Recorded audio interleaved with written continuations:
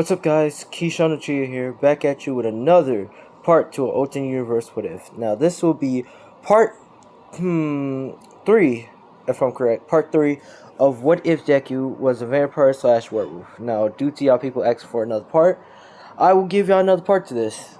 Now, we're just going to do a quick recap and we're going to get to the new parts. So, where we last pretty much left off, Deku pretty much passed the entrance exam and pretty much headed to the school and passed, you could say, the fitness that Razorhead put up for all the students to see if they were worthy to stay in class 1A, and they all passed with quick ease. Now, this is where they all start being in the classroom and waiting for the next teacher to come, which they all see it's All Might and everybody excited, except for Deku. He's looking out the window, pretty much, looking at the sun and glaze and all that. Until All Might looks at Deku and saying, "So this is the kid who killed the sled villain." Now, since we got to a quick recap, let's go to the new parts. Now, pretty much Deku is sorry about that. Yeah, pretty much Deku is looking out, pretty much looking, and then Uraraka snaps him out, spacing out, and telling him that the teacher's about to speak of what they're about to do next, which Deku looks and starts to, focus. Now, this is where All Might is playing the whole the hero versus villain test, where there are going to be two separate teams. One's going to be the hero and one's going to be the villain, and explain the whole thing. Now, everything goes the same.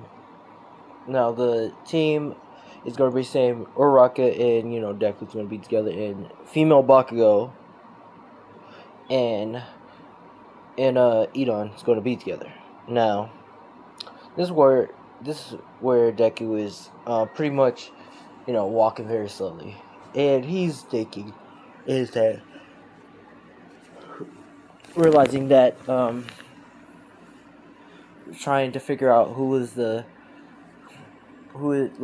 person creating the werewolf hybrids, the werewolf hybrids, and how they roaming around killing vampires. Now, this is where of course they're inside. Uraraka is pretty much telling Deku that they have a plan to base in action, which Deku says is that she's basically just going to use super speed to run past Bakugo while he distracts her. Now, this is where Uraraka says, okay, and they begin to, get going. Now, this is where Bakugo comes in, and she's throwing in explosions and, getting ready to fight Deku. Now, of course, this is where Uraraka runs past Bakugo, so she doesn't know that she's confused, feeling a bunch of wind run past her, but she just bats it off. Now, of course, this is where Deku and Bakugo have their fight, and they begin to fight with each other. Now, Deku is pretty much, not doing anything, just creating walls and countering attacks, creating magic walls while Bakugo is blowing them up and stuff. Now, this is where she's getting pissed off and saying, "Stop, hiding, you coward," and stuff, and getting angrier. Now, this is where Deku asks Bakugo why is she so mad, which this is where she yells out and asks, "What is she to you?" Which Deku is saying, "Say that again," which she's basically yelling it again. Who is she to you? Which this is where this is where Deku says, "She's my first." Now, this is where she's blushing and saying, your first time, which Deku's saying, "No, it's as first as something else, which I have to tell you later, but not now, at least."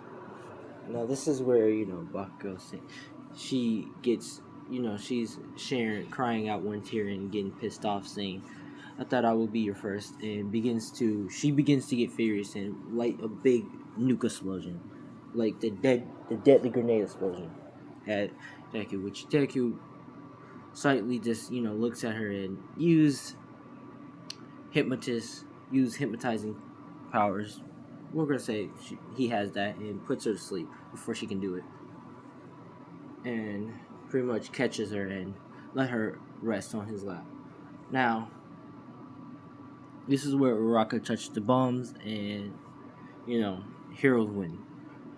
Now, everybody's of course in class, and sitting down, pretty much talking to each other and stuff, and trying to figure out, trying to understand who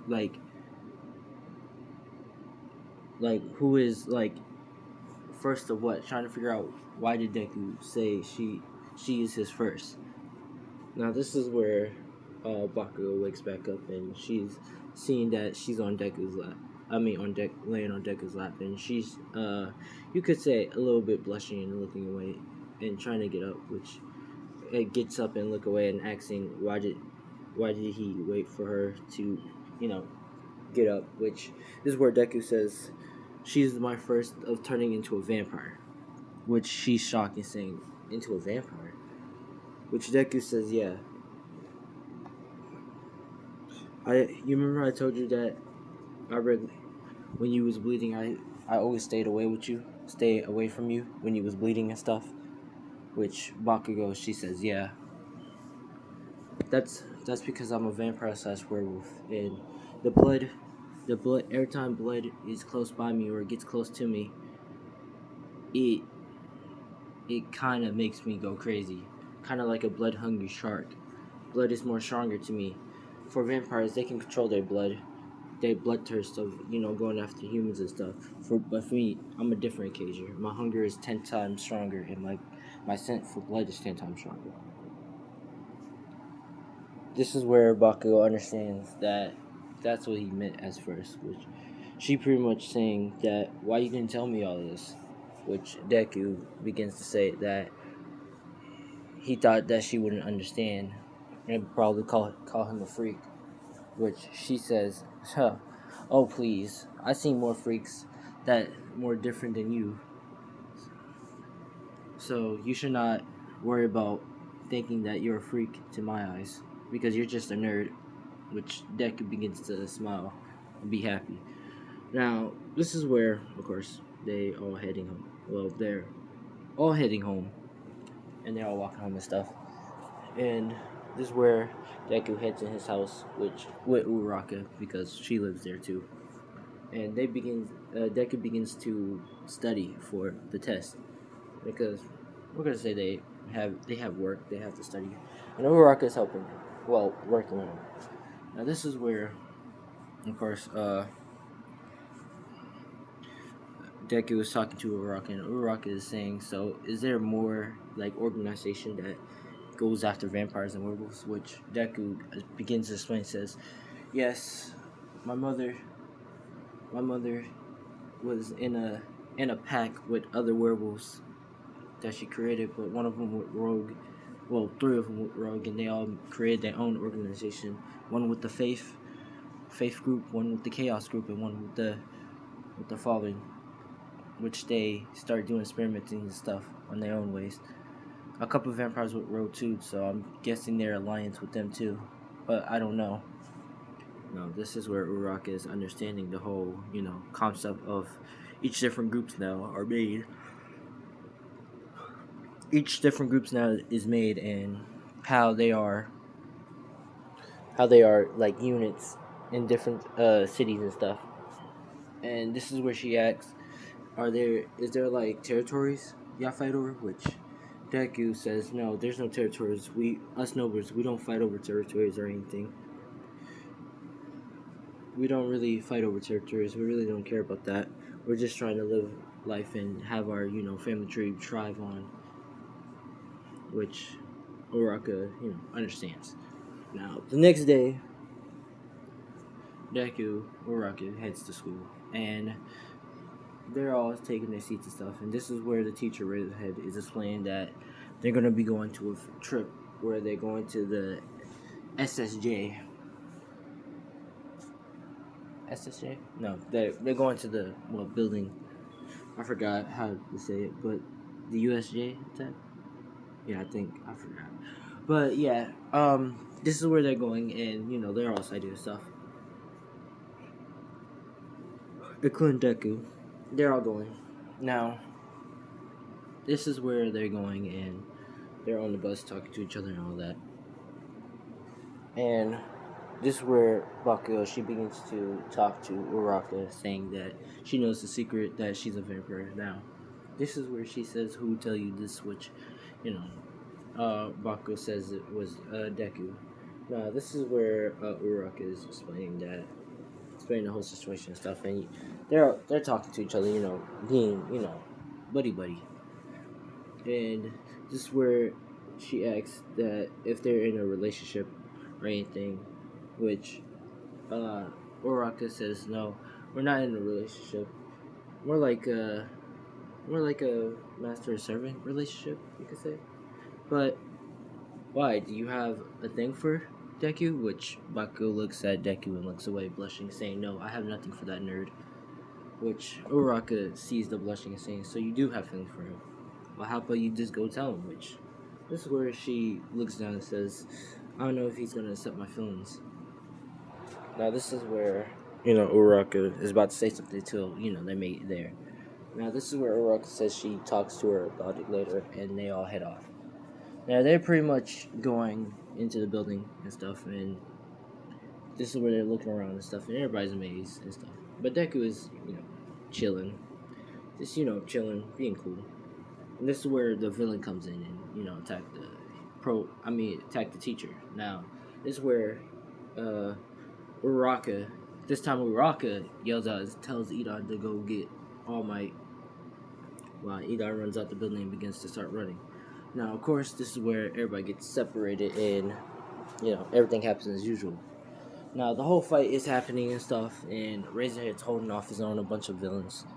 This is where Deku looks, and he's looking down and he sees a bunch of villains saying that if y'all come down here, we'll rip y'all to shreds. And Deku pretty much saying, oh. He begins to use his eyes, and the villains, as all the villains are looking, they begins to say what the, and all their eyes begins to burst. You could say the burst and start to bleed and stuff, which they're all screaming saying, "Oh, my eyes!" and all that. Now this is where Deku begins to grab Medeta and Floppy and jumps down, and they all land. Now this is where Deku tells them to go help out the rest while he go try to save Razorhead, which Floppy says good luck, and Mineta too. Now, Deku's going to help out,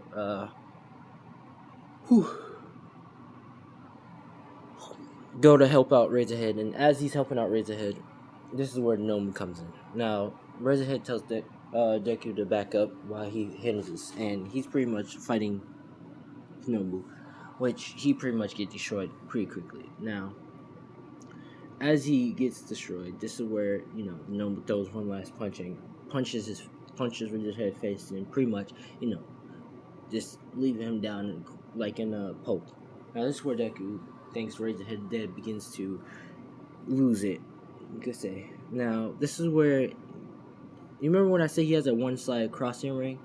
Well, if that pretty much breaks or it comes off, he unleashes full power, his full monstrous power. So as Deku begins to take off rips off the neck, cross piercing, this is where his transformation comes in, and he begins to get pissed off and angry, and his eyes turn red, and he begins to grow like wolf ears, and his claws get sharper and black, and his feet too, and he begins to growl, but like a different dark, like demonic growl noise. Imagine a growl like that you get frightened. That's the noise. Now he's pretty much having like his teeth sharpened. He pretty much charged at the Nomu, slashing the guts, pretty much cutting the Nomu in half, cutting the Nomu guts, which Shigaraki is scared, and we're gonna say a little bit pissing his pants, because he just realized that this kid is not normal, and he ripped the Nomu guts in half without breaking a sweat. Now the Nomu is pretty much trying to grab his organs and put it back together until Deku turns around and does a karate chop, pretty much slices him off the head. Now this is where Shiraki says that he's going to have to stop him and begins to charge at Deku to try to use his quirk until Uraraka, she comes in and, holds his blood still. She's pretty much saying, you should not touch my master, which, she's holding his blood and lift him up, kind of with the gravity quirk, with her gravity quirk. Now, he's pretty much saying, what the hell, why I can't move my body, and why am I floating? This is where Uraraka, twitch one of her fingers and crush one of his arms. And he begins to scream. Now this is where his servant comes in and teleport, the remaining people out of there and Shigaraki out of there too. Now this is where Shigaraki is pretty much holding his arm and saying, that's no fair. They're cheating. They're cheating. Pretty much, itching his neck and stuff and furious and pissed off, and, his servant saying, calm down, Shigaraki, we get them next time. And all that. We have to get out there. They're way too powerful, pretty much. Now, this is where Deku is out of control. Pretty much still, ripping the Nomu in half, eating its organs and heart and stuff, and, screaming in pain. Now, this is where Uraraka, she hops on Deku, and including Baku, and she's pretty much saying, snap out of it, Deku. The teacher's not dead, he's alive, which, as Deku's looking, he sees, Razorhead's getting up, coughing up a little blood, but he's alright, which Deku begins to transform back, and his ears disappear and stuff, and he turns back to normal. His crossing ring pretty much refixed itself back, stabilizing his power, and he's pretty much saying, I'm sorry that you had to see that, which they're pretty much saying that's okay. Now, this is where All Might comes in. He just sees the whole mess, and he also sees the dead Nomu, torn up and ripped in pieces and stuff, and sees Deku covered in blood. Now, of course, this is where All Might asks what happened and stuff, and the students are explaining what happened in Deku and all that, which they're pretty much saying, okay, don't tell no one what happened, and just keep that as a secret. And everybody gets a 2 weeks break to try to figure out how did they break in and stuff. Now, of course, they pretty much all get their 2 weeks break, and Deku's at his house, pretty much looking out the window, pretty much clenching his fist and thinking to himself, how did that happen, and who actually attacked them? Now, as Deku's thinking that, this is where Uraraka pretty much asks Deku if he's alright, which he's saying yeah. This is where she asks if he likes some tea or something, which he says, yeah, he would very much like that, and he pretty much just thinks why the sun goes down and the stars show. Now, as that happening, we're gonna switch to Shigaraki, and Shigaraki is pretty much talking to Awful and saying that there's this kid who completely destroyed the Nomu without giving it any mercy or anything, which Awful is pretty much saying, I might want to have him on our team. As him at our side, we might can have a powerful asset that can kill All Might and end this once and for all. In which he pretty much laughing monopoly, pretty much saying, haha, yes, this will be a good time to get him. And I think I should call that organization group to try to get him too. Now, this is part 3 of What If Deku Was a Werewolf/Vampire. If you like, please leave a like, comment, do all that stuff. I'm sorry if this was a short video. My bad, but I gotta get all this stuff done, and I got a very busy schedule, so I couldn't do a video. I couldn't do a video yesterday, so my bad. But I'm Keisha Chia. Thanks for watching, and peace out, guys, and see you later.